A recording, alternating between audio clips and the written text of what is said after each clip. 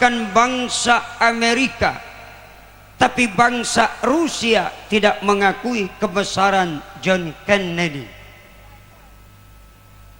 Stalin orang besar, dibesar-besarkan rakyat Soviet, tapi bangsa Amerika tidak mengakui kebesaran Stalin. Ayub Khan orang besar, dibesar-besarkan rakyat Pakistan, tetapi rakyat India tidak mengakui kebesarannya. Begitupun sebaliknya, Nehru orang besar, dibesarkan rakyat India, tapi rakyat Pakistan tidak mengakui kebesarannya. Cuma ada satu manusia besar yang kebesarannya diakui semua bangsa, diakui semua kawan, diakui oleh lawan. Siapakah manusia besarnya? Tidak lain dan tidak bukan adalah Rasulullah, Nabi kita Muhammad. Nabi kita Muhammad. Jelas? Paham? Kalau sudah jelas, sudah paham, cukup ceramah saya sampai sini saja. Sudah paham, Bu? Astagfirullah, bolot semua.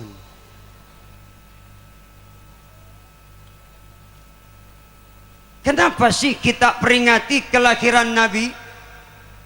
Pertama, karena sifat peringatan itu penting. Betul? Kita manusia ini kadang-kadang diingetin aja masih suka lupa, apalagi kalau tidak diingetin. Diingetin aja masih suka lalai, apalagi kalau tidak diingetin. Diingetin saja masih suka sembrono, apalagi kalau tidak diingetin. Ya bro? Ya bro? Woi bro? Woi bro? Apaan? Awas turun bro. Yang kedua, dari peringatan ini kita bisa ambil hikmah dan manfaat yang besar. Dengan bercermin kepada perjuangan Rasulullah dalam berdakwah, dengan modal kejujuran, keikhlasan, keuletan, kerja keras, dan penyerahan diri secara totalitas kepada Allah, beliau berhasil dalam berdakwah. Dalam kurun waktu kurang 50 tahun, Islam sudah tersebar ke seluruh penjuru jazirah Arab, sehingga Islam ketika itu luar biasa, kebangkitan Islam begitu hebat, dan umat Islam pernah menjadi umat besar, bahkan menjadi kiblat peradaban dunia di masanya. Masya luar. Apa sih yang dijadikan modal oleh baginda Rasulullah dalam berdakwah? Akhlak. Sebagai manusia, kita ini adalah makhluk yang berkembang. Dalam perkembangannya ada manusia yang tetap menjaga nilai-nilai kesucian hatinya. Namun juga tidak sedikit manusia yang kemudian mengotori hati dan jiwanya dengan berbuat dosa dan angkara murka. Maka orang yang tetap terjaga nilai-nilai kesucian fitrah dan hatinya, itulah orang yang hidup sesuai dengan akhlak Islam. Jadi oleh karena itu, akhlak itu artinya peraturan yang datang dari Allah, bersumber kepada Al-Quran dan Sunnah Rasulullah, baik peraturan yang menyangkut hubungan kepada Allah ataupun peraturan yang menyangkut kepada hubungan sesama manusia. Maka tegasnya, akhlak itu adalah peraturan tentang bagaimana supaya kita manusia dapat dicintai dan disukai oleh Allah Subhanahu. Ibu-ibu pengen dicintai Allah? Adik-adik pengen dicintai Allah? Mau tahu resepnya? Mau tahu? Qul in kuntum tuhibbunallaha fattabi'uni. Kurang kompak, kurang semangat, kurang kenceng. Jawab lagi yang kompak, setuju? Bu, jawab yang kencang, setuju? Ibu mau yang kendor apa yang kencang? Bu, jawab yang kencang ya. Ibu mau yang kendor apa yang kencang? Alhamdulillah. Semua ibu ngejawab. Kalau nanti ada ibu yang nggak jawab, saya doain suaminya kawin lagi. Setuju? Semua ngejawab. Qul in kuntum tuhibbunallaha fattabi'uni. Terpaksa. Enak nggak suara saya? Asal kamu tahu, dulu gini-gini mantan kori juara 1 tingkat RT. Waktu itu pesertanya 17, yang 16 sakit semua. Udah gitu yang jadi juri kakek saya, menang saya. Alhamdulillah. Qul in kuntum tuhibbunallaha fattabi'uni yuhibbukumullah wa yaghfir lakum dzunubakum wallahu ghafurur rahim. Jadi resep kalau kita ingin dicintai Allah, maka kita harus ikuti Rasulullah, cintai Rasulullah. Maka kalau kita menjadikan Rasulullah sebagai contoh kita, sebagai panutan kita, Allah pasti bakal cinta kita dan Allah pasti bakal ampuni dosa-dosa kita. Amin ya Rabbal. Kenapa kok Nabi harus kita jadikan contoh? Nabi pribadi yang kompleks untuk jadi contoh. Beliau ini manusia, tapi bukan sembarangan manusia. Basyarun lakal basyar. Allah pelihara, Allah jaga, tidak ada salah, tidak ada cacat, tidak ada kekurangan dan kelemahannya. Beliau manusia maksum, dijaga oleh Allah Subhanahu wa ta'ala. Maka pantas kalau beliau jadi contoh buat kita. Kalau nyontoh Nabi sudah pasti benar. Kalau nyontoh selain Nabi tidak bakal benar. Kenapa? Kita mah manusia biasa yang banyak salah dan dosa. Betul? Betul. Astag. Lalu apa sih yang membuat beliau begitu istimewa? Menjadi pemimpin para nabi, 124.000 nabi. Paling unggul dari 313 rasul. Pertama, karena Nabi kita Muhammad sallallahu alaihi wasallam dicipta oleh Allah dari nurnya Allah. Dari apa? Dari cahaya. Dari apa, Mbak? Dari nur. Dari apa, Bu? Ada Bu Nur? Ada Bu Nur? Yang mana? Qabla ayakhluqa Adam bi alfai amin, 2000 tahun sebelum Nabi Adam dicipta oleh Allah, nur baginda Rasul sudah lebih dulu ada. 2000 tahun. Selesai Nabi Allah Adam alaihissalam dicipta oleh Allah pada hari Jumat ba'da asar. Allah tempatkan Nabi Adam dalam sorga. Tetapi belum saja masuk sorga, Nabi Allah Adam dibuat bingung. Apa yang bikin bingung Nabi Adam? Di pintu sorga ada kalimat La ilaha Muhammadur, La ilaha Muhammadur. Masuk dalam sorga, Nabi Adam semakin bingung. Di dinding sorga, di tempat terhormat dalam sorga, di setiap dahan di pohon sorga, di mana-mana selalu saja ada nama Nabi berdampingan dengan nama Allah Subhanahu wa ta'ala. Saking bingung Nabi Adam, beliau tanya, Ya Rabb, man huwa? Ya Allah, siapa yang mulia baginda Muhammad itu? Allah menjawab, Ya Adam, laulaka ma khalaqtuka wahai Adam, kalau bukan karena Nabi Muhammad, kalau bukan karena Nabi Muhammad, kalau bukan karena Nabi Muhammad, aku tidak bakal menciptakan dirimu, hai Adam. Bahkan kata Allah, laulaka ya Muhammad ma khalaqtul aflak. Kalau bukan karena engkau ya Muhammad, kalau bukan karena engkau ya Muhammad, kalau bukan karena engkau ya Muhammad, aku tidak bakal menciptakan langit dan bumi dengan segala isinya. Masya Subhan. Luar. Memang Nabi kita yang satu ini manusia luar biasa. Betul? Betul? Beda dengan kita biasa di luar. Iya. Kalau Nabi manusia luar, kalau ibu-ibu biasa di luar. Beda kan? Kalau Nabi luar, kalau kamu biasa di luar. Masya. Lalu Nabi Allah Adam tanya lagi, ya Rabb, sekarang di mana orangnya baginda yang mulia Muhammad itu? Ya Adam, beliau belum aku johirkan dalam bentuk manusia, tapi beliau masih berada di alam nur, masih berbentuk nur.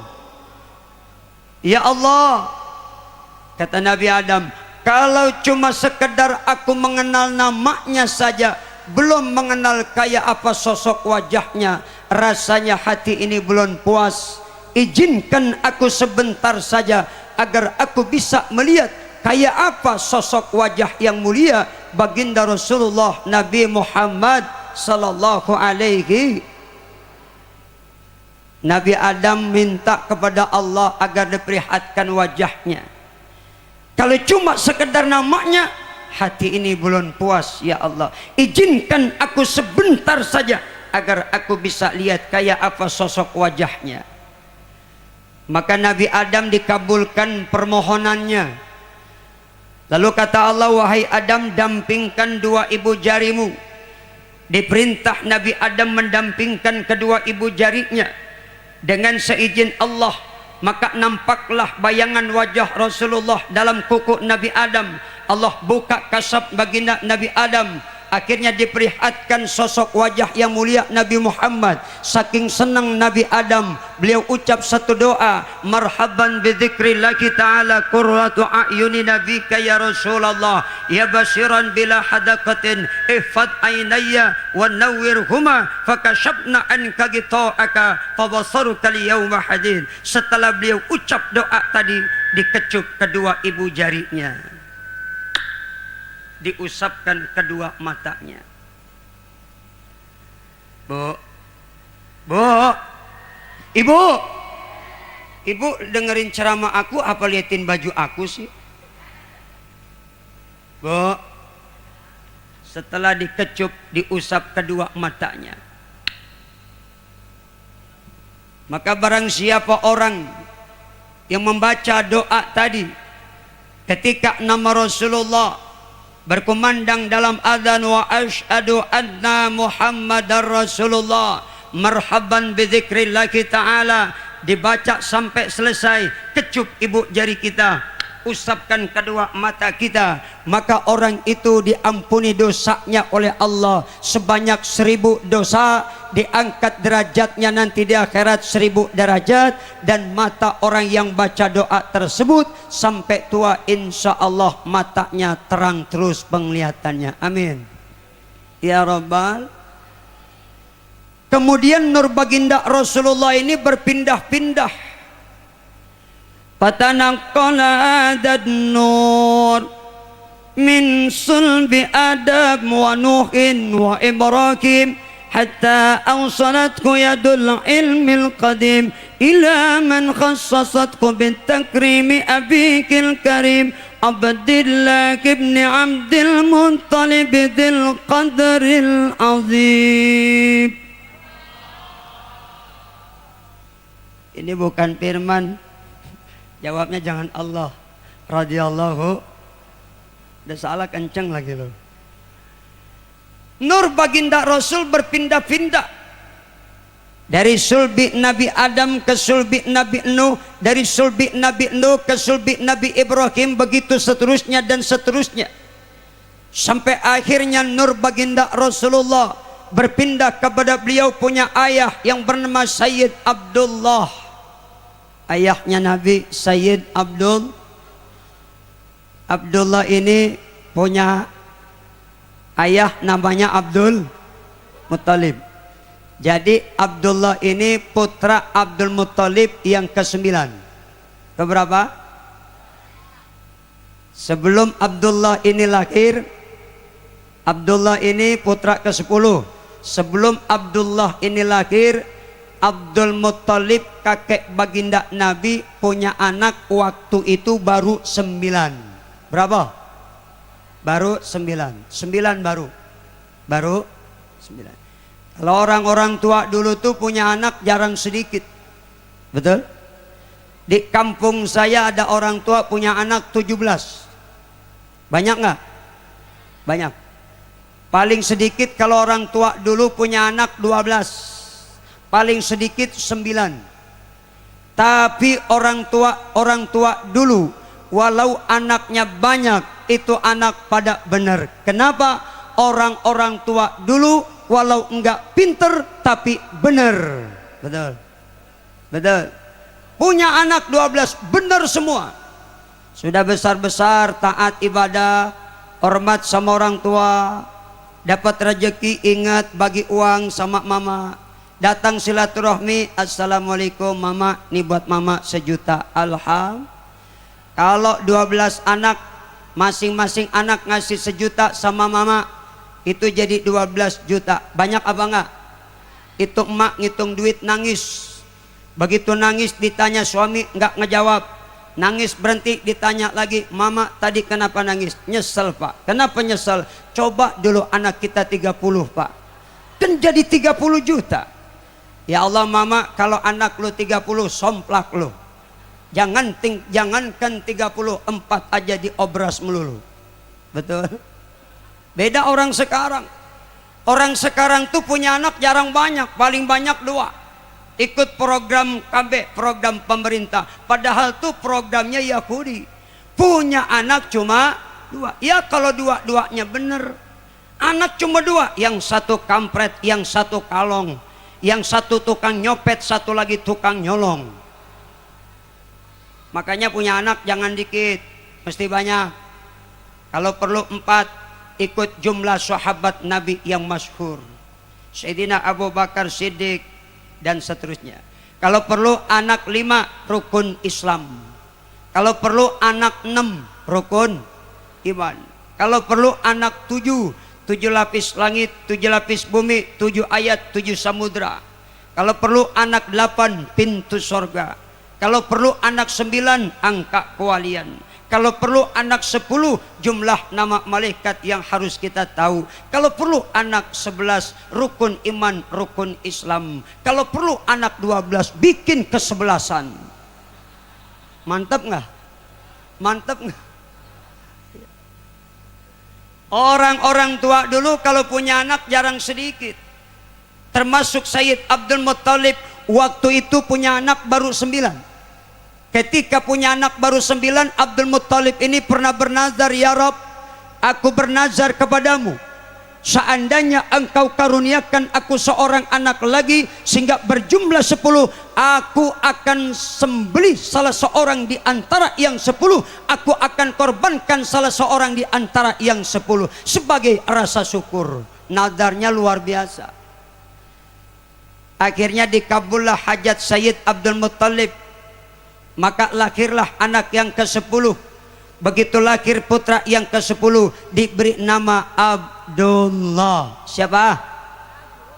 Maka setelah anak yang ke-10 lahir diberi nama Abdullah, ditulis nama yang 10 tadi. Lalu diundi, siapa nanti yang keluar. Setelah diundi, maka anak itu yang harus disembelih. Akhirnya dikocok seperti orang arisan. Tahu arisan? Tahu arisan? Kalau dikocok nama kita, kita dapat duit. Tapi kalau Abdul Muttalib Begitu nama yang 10 tadi dikocok, cok,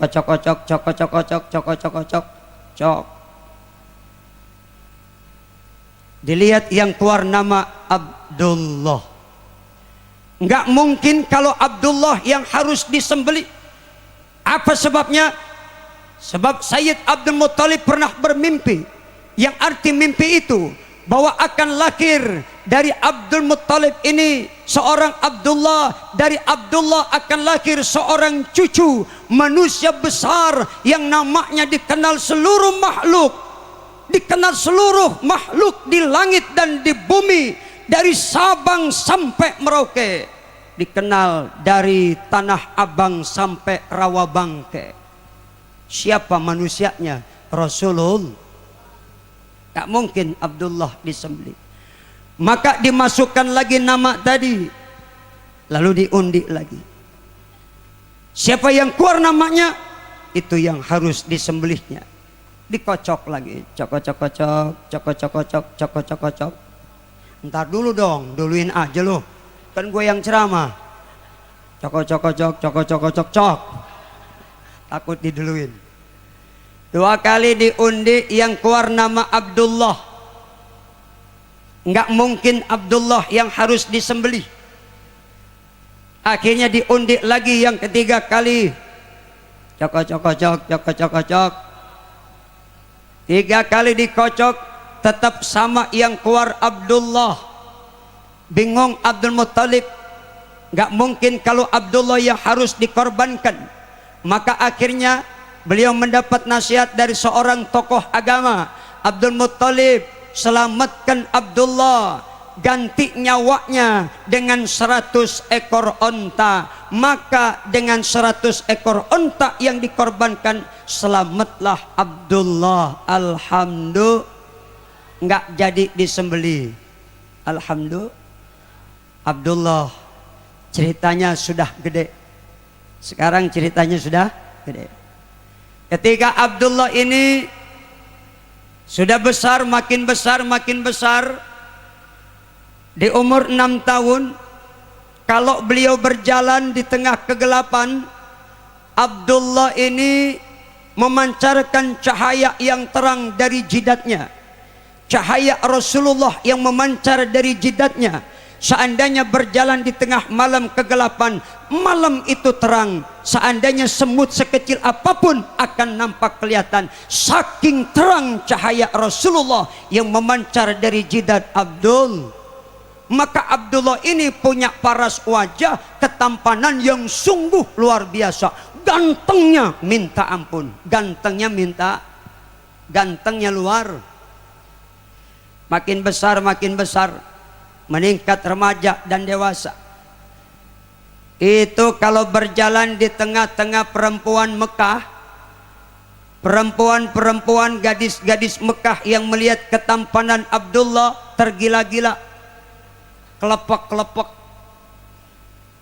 makan tak kenyang, tidur tak nyenyak, malam kebayang-bayang, nggak bisa tidur. Itu perempuan-perempuan Mekah apabila melihat ketampanan Abdullah, siang malam selalu terbayang. Mau makan teringat padamu, mau tidur teringat padamu, mau apapun teringat padamu, oh Abdullah. Saking gantengnya Abdul, nggak bisa tidur. Ketika umur 18 tahun dipanggilnya Abdullah, Abdullah ta'al. Ada apa ya?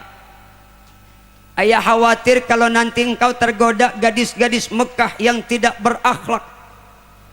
Ayah mau tanya, siapakah di antara gadis-gadis Mekah yang bakal kau persunting untuk menjadi istrimu?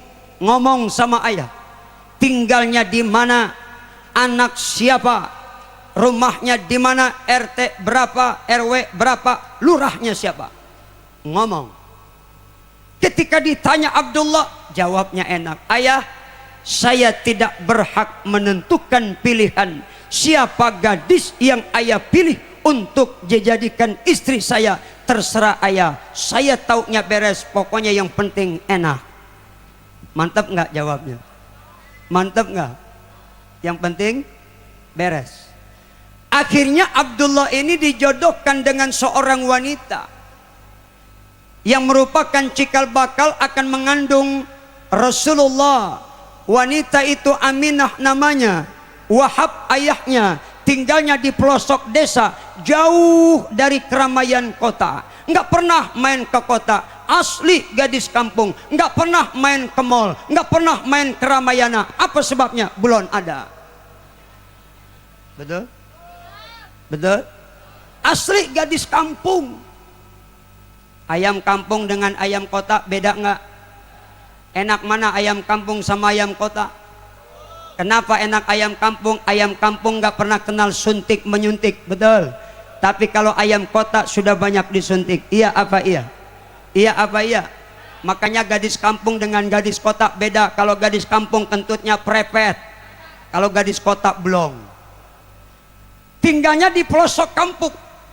Akhirnya dijodohkan dengan Aminah. Ketika berita tersiar Abdullah nikah dengan Aminah, maka ketika itu ada kejadian yang luar biasa. Mendengar Abdullah nikah dengan wanita lain, setiap wanita Mekah yang semula tergila-gila lihat ketampanan Abdullah, hari itu mati mendadak sebanyak 600 orang. Satu kampung mati 200, satu kampung 200, satu kampung 300. Jadi hari itu perempuan yang mati mendadak mendengar Abdullah nikah dengan Aminah, 600 orang mati klepek-klepek. Luar itu saking gantengnya Abdul, Masya. Akhirnya begitu Abdullah menikah, malam pertama, ketika malam pertama akan berlangsung, dipanggilnya sang istri. Apa kata Abdullah? Yayang Minah, Yayang Minah, ada apa bang?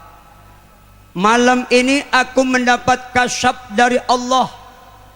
Sudah saatnya akan masuk dari sulbiku ke rahimmu seorang manusia yang luar biasa, seorang wanita yang suci mulia.